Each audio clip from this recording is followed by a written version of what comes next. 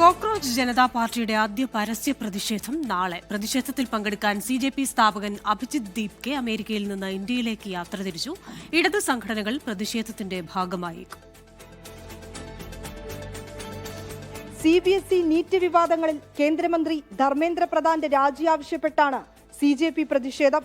ഡൽഹി ജന്തർ മന്ദറിൽ നാളെ നടക്കുന്ന പ്രതിഷേധത്തിൽ പങ്കെടുക്കാൻ അമേരിക്കയിൽ നിന്ന് യാത്ര തിരിച്ചുവന്ന CJP സ്ഥാപകൻ അഭിജിത് ദീപ്കെ. तो मैं सब आप लोगों से अपील करता हूँ कि मैं एयरपोर्ट से पार्लियामेंट स्ट्रीट पुलिस स्टेशन जाऊंगा, तो तब तक आप सभी लोग पार्लियामेंट स्ट्रीट पुलिस स्टेशन ही आइए, एयरपोर्ट पर मत आइए, because we don't want to create any kind of problem to the people. तो हमें इस चीज का भी ध्यान रखना है कि हमारी वजह से किसी को दिक्कत नहीं होनी चाहिए.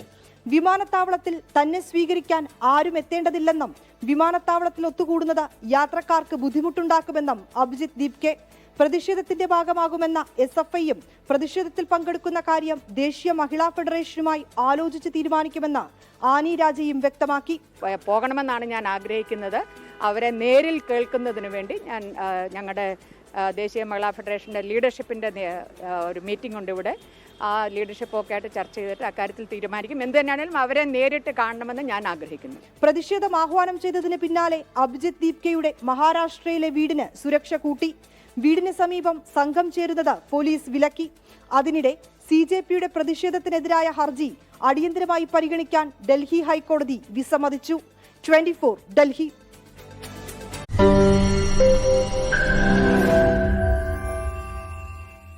ലോകത്തെവിടെയായാലും ഏത് സമയത്തും 24 വാർത്തകളും ഓഗ്മെന്റഡ് റിയാലിറ്റി പാക്കേജുകളും എക്സ്പ്ലെയിനറുകളും വിശദമായി കാണാൻ ഞങ്ങളുടെ YouTube ചാനൽ നിങ്ങൾക്ക് സബ്സ്ക്രൈബ് ചെയ്യാം.